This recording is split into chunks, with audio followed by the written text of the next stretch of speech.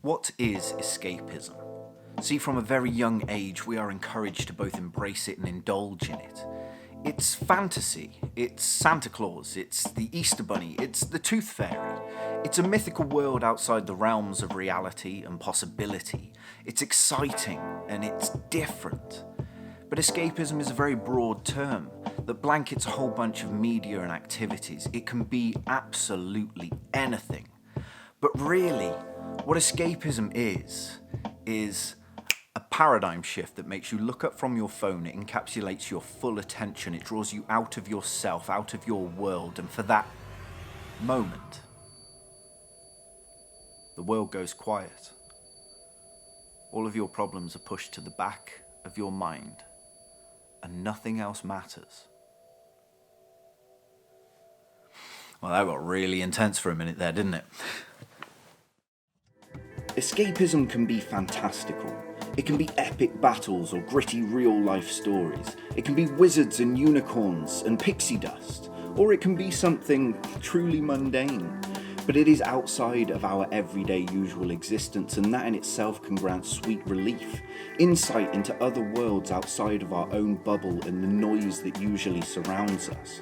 That's why vlogging and YouTube has become so popular, because anyone with a camera and a bit of time can create a small cinematic piece.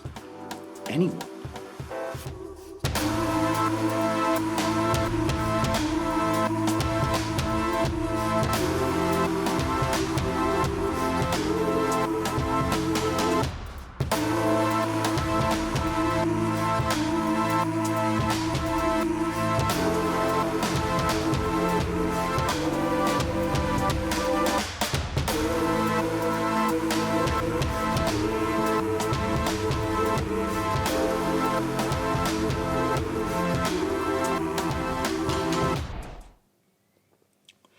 See, now I know what you're thinking.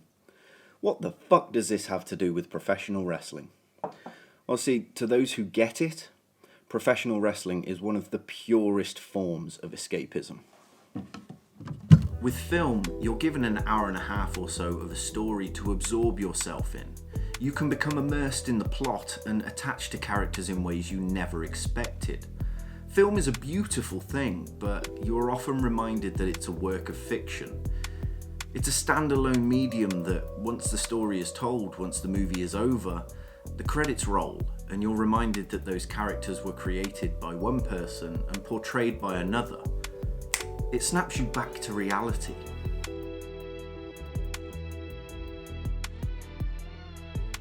Music can provoke past emotions. It can draw memories from the deep recesses of your mind. It can be beautiful or painful. You can get truly lost in music. Hours can pass without you barely even noticing, but the eventuality is, all albums unfortunately end, and you are left wanting more.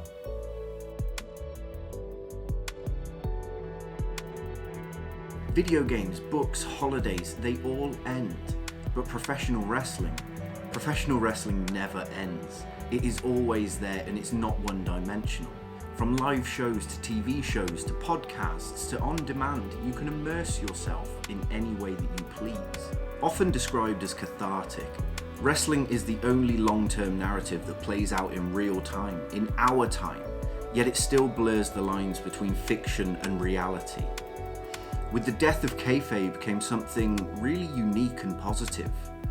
A new link between artists, performers and fans, a reminder that these larger-than-life characters are people too, affected by the same worldly problems that we all are, which brings us closer with more empathy, more understanding and better connected.